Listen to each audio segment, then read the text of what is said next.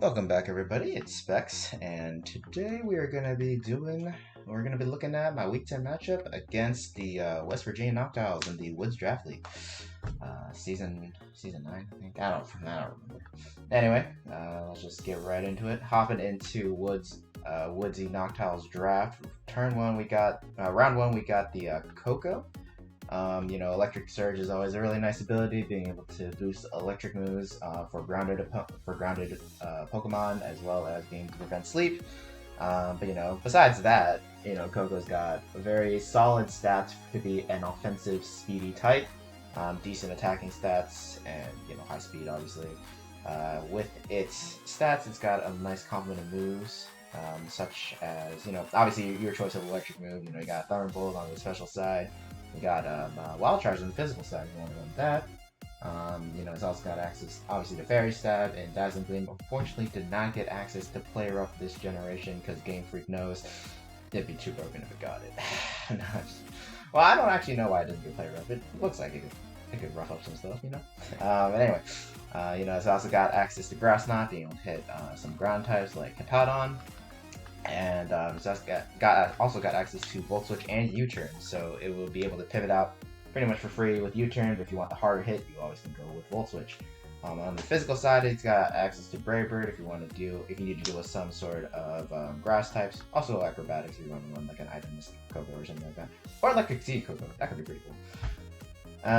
It's got some setup as well, Agility and Calm Mind. Although you're so fast already, you probably don't need Agility, but if you want to go for the overkill, you still got that option.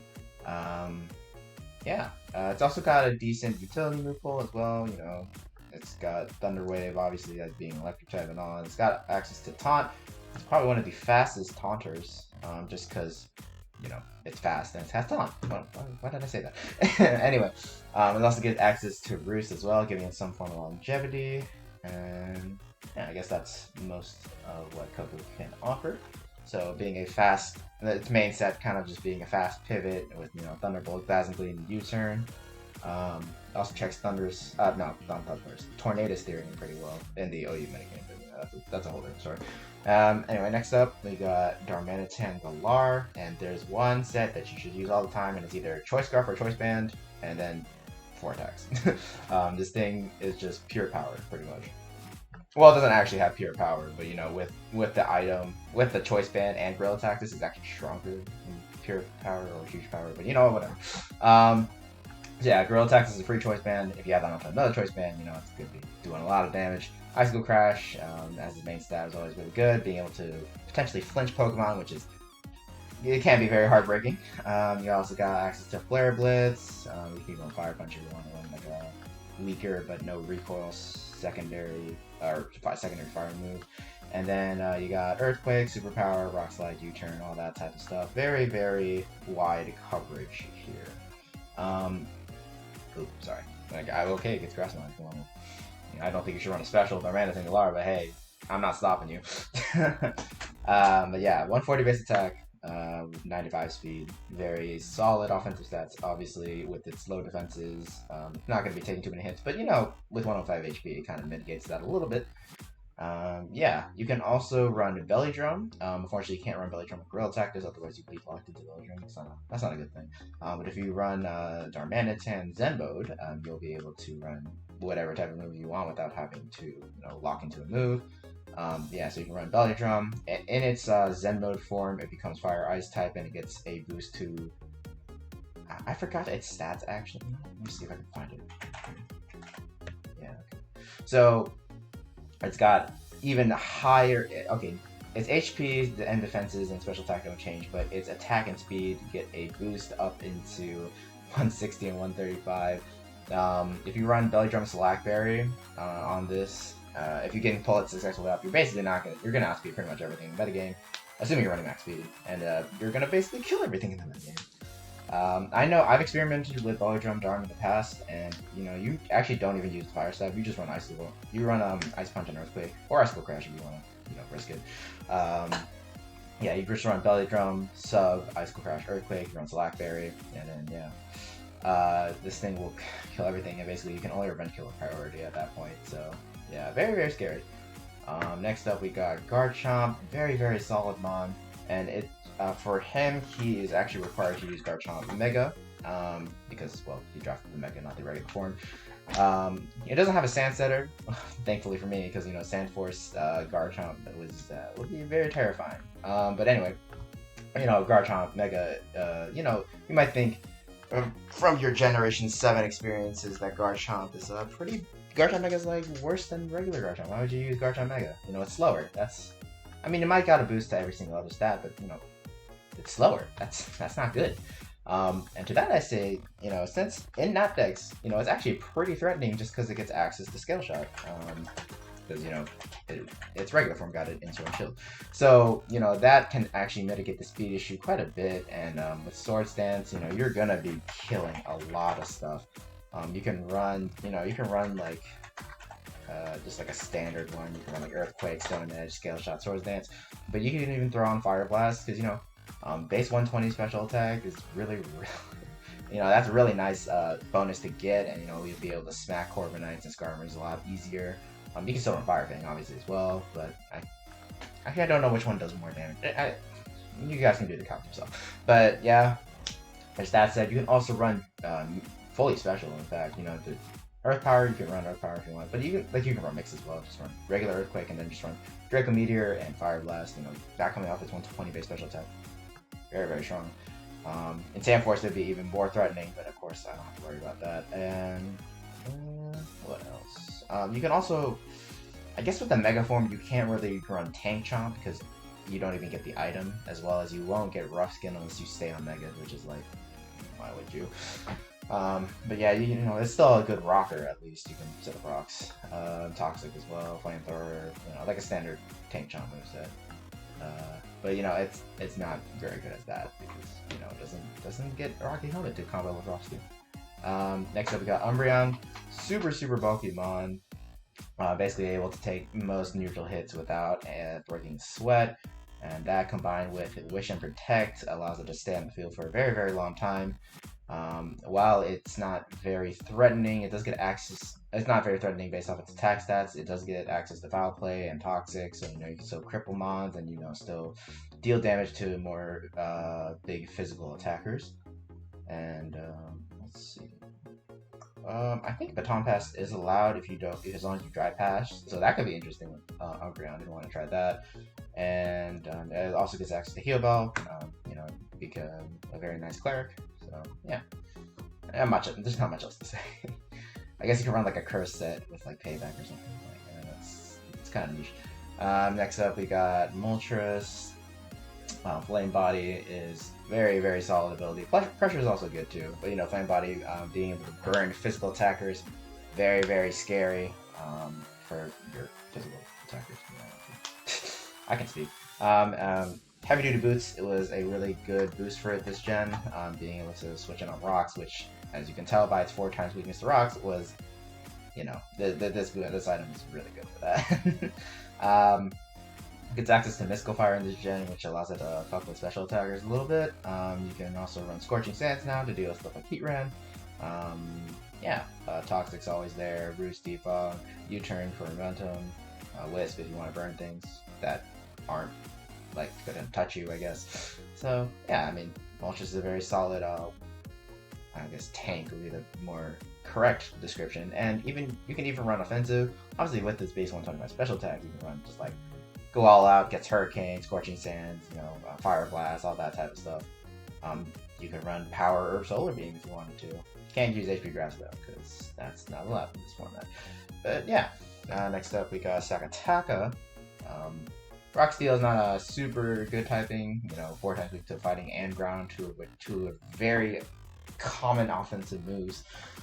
But besides that, it's got pretty good stats. It's slow, but that helps it because it can run Trick Room, which is really nice for it. Base 130 attack and base 211 defense. Both are very scary, and if you're wondering why the 211 defense matters at all, it does get access to Body Press. So yeah, that's startling.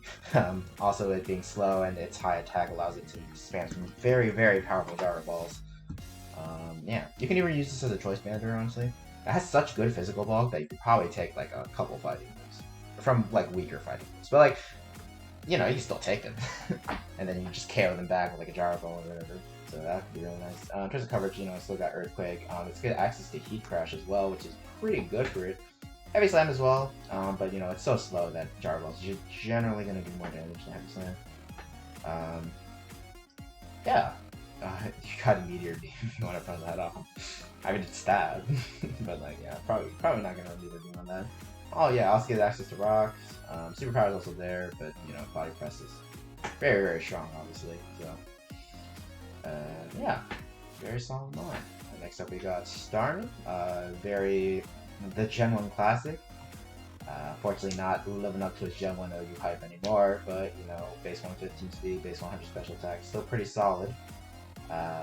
Gets access to Analytic as well as Natural Cure, so Analytic will let it power through some mons just because, you know, basically Starmie has a lot of coverage and it can force some switches, so Analytic will also work if your opponent switches, because technically you move last still because they switched first. So, you know, Analytic is really good at, like, it's like kind of like semi-trapping in a way, just because you're able to hit the next Pokemon coming in a lot harder. And it's like, well now that thing might die, so well, what's the point? So, you know, it's got a pretty decent utility move pool. You know, obviously it has Scald as a water type, but it also has access to Rapid Spin and Thunder Wave and all that stuff. It gets access to Flip Turn in this gen as well. But obviously with Analytic, you can also run like Life or like Specs or whatever, and you can just run, you know, Hydro Pump, Ice Beam, Thunderbolt, Psychic. It's got pretty good coverage, so you know, do with it what you will. Meteor Beam as well. Oh shit, it's Meteor. Oh, I would actually run Meteor Beam Star. That sounds sick. But yeah, Grassland as well, I guess, if you want to hit opposing grasses. But you already have Thunderbolt for that, so I guess if you're fighting against a Swampert, then it'll be useful then. So yeah, there's that. Next up, we got Toxicroak. Pretty solid offensive mon, just because it gets both Swords Dance and Nasty Plot. It's got a really unique typing. It's able to, you know, deal with some fighting types, and with Dry Skin, you know, you actually kind of, I wouldn't say wall, but you actually can switch in on Urshifu Rapid Strike just because, like, you know, you resist fighting, you're immune to water, like, you don't take much of a U-turn or whatever. So, pretty solid in that. Unfortunately, you do have, this typing also has problems, you know, 4 times weak to Psychic is not a very fun thing to have. But yeah, it's honestly pretty solid as a typing. Like, I feel like it should be explored more, honestly. But yeah, as I said, Nasty Plot, Swords Dance, so you can run on both sides of the spectrum, even though special attack is a little bit lower. I think you have access to both. You have access to priority on both sides as well. I don't know if this thing gets Moth Punch. It does not. But it does get access to Bullet Punch at least, so you have priority on that side, and then Vacuum Wave if you want to run a special set. Obviously, he's got a lot of fighting and poison moves, but it does also get access to stuff like Earthquake, Dark Pulse, Ice Punch. Yeah, I don't know. Experiment. It's got a lot of dark moves, you know, like, actually I think it gets Pursuit, Sucker, and Knockoff. Despite not being like a dark type. The holy trinity of dark moves is like those three. But yeah. It's kind of slow, but you know, 85 is not the worst in the world. Yeah. Next up, got Trevenant. Grass Ghost is a pretty solid typing offensively, honestly. Unless you run it like a Bishop or something. But for Bishop, you got, you know, fighting moves like Drain Punch or ground moves like Earthquake. Yeah, Poltergeist is a big boost to this mon this generation, being able to, well, it's, you know, really strong physical move with that stab, and it's a ghost move. Like, this is great for the ghost type, obviously. Yeah, anything else? I don't know, you can run like Choice Band. Frisk is also pretty nice in draft, just being able to scout items, you know, but Poltergeist also scouts items too, so I guess it's kind of irrelevant. What else? No, that's it. I guess you could try to run some Harvest sets if you're feeling like that, but yeah. Could be decent on Trick Room as well. It does get access to Trick Room itself, so you could do something with that. Yeah, but stats are kind of meh, except for its attack, which is really good. Yeah. Last up, we got Buffalant. It's very strong physical attacker. Unfortunately, it's a little bit slow. It's got decent bulk, decent attack, but you know, speed kind of middling. You don't want to see 55 on an offensive mod like this. Yeah, Reckless Head Smash though, um, pretty scary. You don't want to. You don't want to take the. Wait, it's not Head Smash. What was it? Head Charge? What was it? No, it was right there. Yeah, Head Charge. It's basically double edge, but yeah, it actually is straight up double edge. But that combined Reckless still pretty scary. Does it get any other recordings?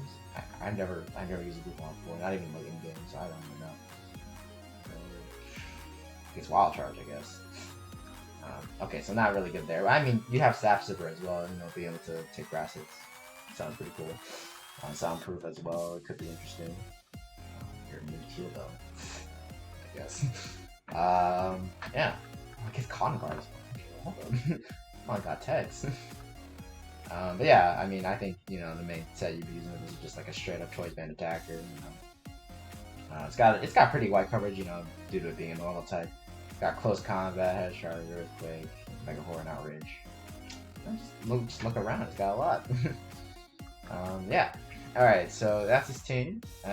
So from looking at these mons, I was kind of like, okay, so he's definitely bringing Darmanitan. This thing is just like, it will eat through like anything if you're just persistent enough. And if you get an Icicle Crash flinch in games, like straight up done. Umbreon from his side is kind of necessary for him to deal with my Kyurem, so just kind of thought he was going to use that. Moltres is really good against Beedrill. Unfortunately, every team's got a Beedrill check. I also thought Starmie was also a good option for him as well, just because, Analytics Starmie could actually rip a lot of holes in my team if I wasn't being careful. Yeah. Garchomp I felt like was kind of necessary, and Koko as well. Just even though there's like a pretty strong check in Lando, I felt like Koko had ways around it. Just being able to like Nature's Madness and U-turn out on defensive sets, or just Nature's Madness and Twitch.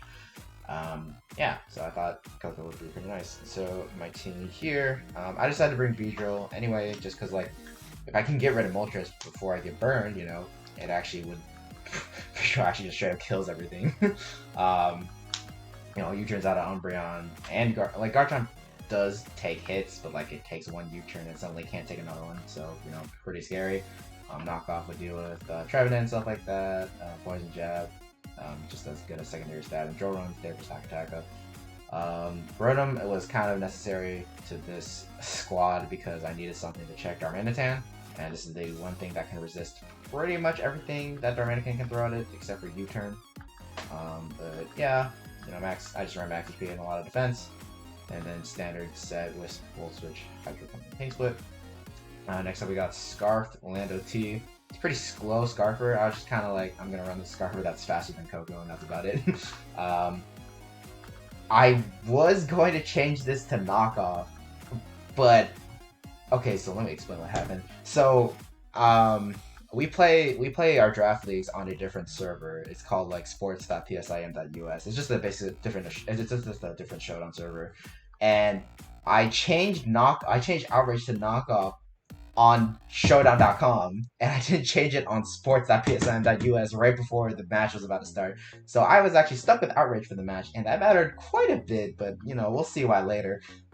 So yes, Outrage was originally there just for Garchomp, but I felt like Knockoff would have been a better choice overall. We'll see why. And then obviously Edgequake with Scarf, and then U-turn.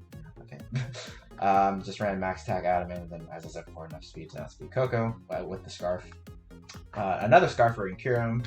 I ran this to be timid max speed just because there's a Darmanitan Galar on the opposing side. If it comes down to it, and if I need to win a speed tie, I will just go for it, right? Ice Beam, Freeze Dry, Focus Buffalo Power is pretty standard set. Diancie, I ran just like a Stealth Rock for attack set. My Diancie is like really good at dealing with Moltres, which is his main defogger, so I figured I'd be able to keep up rocks on it. So yeah. Stuff like Power Gem, obviously, and then Power Gem is just for Moltres. Moonblast is for like stuff like Umbreon. Butterfree is also for Umbreon, but it's also good for Stock Attack in case he tries to get cute and try to switch in on me.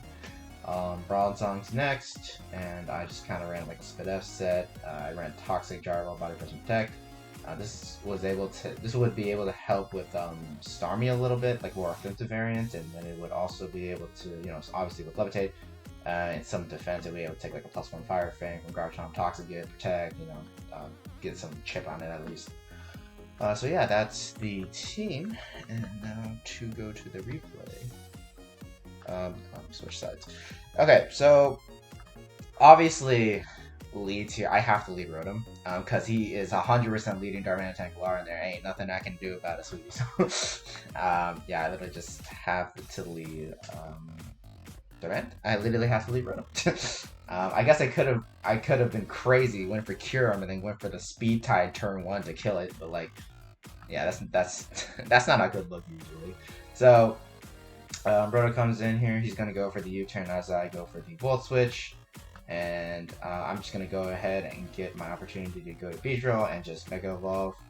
I was just going to straight up U-turn out because I wasn't sure if he's Cold Berry, and I get burned turn 1. So yeah, Moltres playing body, that happens. I was fine with it. It's a turn 1 burn. That's kind of mean, but it's okay. I'm not too mad about it. I go to Diancie here. I'm just going to get up rocks as it goes to Starmie. I'm just going to go pivot out of my Bronzong as it goes for Rapid Spin. I'm like, okay, not too big of a deal. I'm just going to go for Toxic. It might be Natural Cure anyways, but, I'm just going to get some chip, and then he freaking Scald Crit burns me. That's fine. I didn't need my Bronzong anyway. Just going to Protect here, get some Toxic damage. And then I pivot out to Kyurem, just to hopefully catch him on another Scald. He does go for Flip Turn though, very smart. And then he goes into Tapu Koko. Really surprised he went into this, because I could be Scarf Kyurem. You don't know that yet. But I know that Earth Power doesn't have a range to kill at this percent yet, so I'm just gonna pivot out. He does go to goes ahead and goes for U-turn on the Bronzong.